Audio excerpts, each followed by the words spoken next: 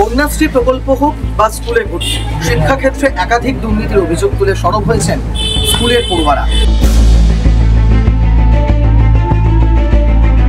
অতিরিক্ত ভর্তি ফি, কন্যাশ্রী প্রকল্পে আবেদন করতে পড়ুয়াদের থেকে নেওয়া হচ্ছে মোটা অঙ্কের টাকা।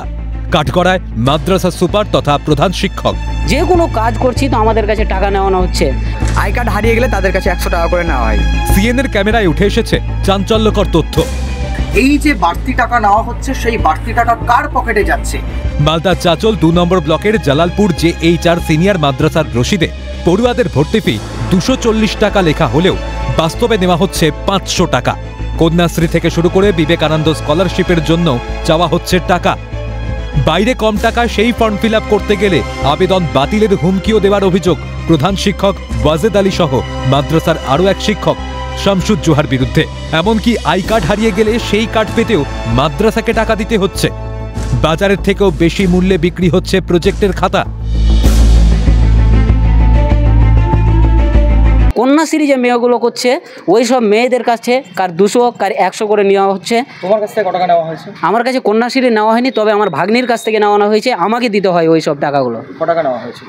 আমার ভাগ্নির কাছ থেকে 150 টাকা নেওয়া হয়েছে। এই নিয়ে আমাদের ব্লকে কমপ্লেন করা একবার না, গতত আমরা অনেকবারই করেছি, কিন্তু ব্লক থেকে যারা আসার ঠিক এসেছে, কিন্তু আমাদের স্যারদেরকে বলানো হয়েছে সব কিছু বুঝিয়ে, কিন্তু সেটা কিছুদিন পর্যন্ত আইন চলে, তারপর আবার ঠিক পরের নিয়মটাই চলে আসে।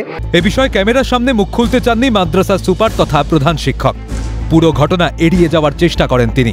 যে অভিযোগগুলো উঠছে সেগুলো কি মিথ্যে না সত্যি? ছাত্রছাত্রীরা যে অভিযোগ করছেন আপনার স্কুলের, বিষয়টি খতিয়ে দেখে সঠিক তদন্তের আশ্বাস দেন মালতীপুরের তৃণমূল বিধায়ক তথা মালদা জেলা তৃণমূল সভাপতি আব্দুর রহিম বক্সি। এরকম দুর্নীতি হয়েছে কিনা আমার ঠিক জানা নেই। আমি দ্রুতগতিতে আমি জানার চেষ্টা করব, বিডিও সাহেবকে বলবো তদন্ত করতে, সেখান থেকে খবরটা পাবো। এরকম যদি কোনো ঘটনা ঘটে থাকে তাহলে তাদের বিরুদ্ধে চরমতম ব্যবস্থা গ্রহণ করা হোক, এটা আমি চাই।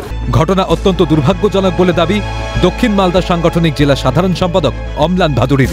তৃণমূলের নেতামন্ত্রীরা খাদ্য, শিক্ষা, স্বাস্থ্য সমস্ত ক্ষেত্রে যেমন দুর্নীতি করেছে, তারা মুখ্যমন্ত্রীর সাধের প্রজেক্ট কন্যাশ্রী তাকেও ছাড় দিচ্ছে না, দুর্নীতি চলছে।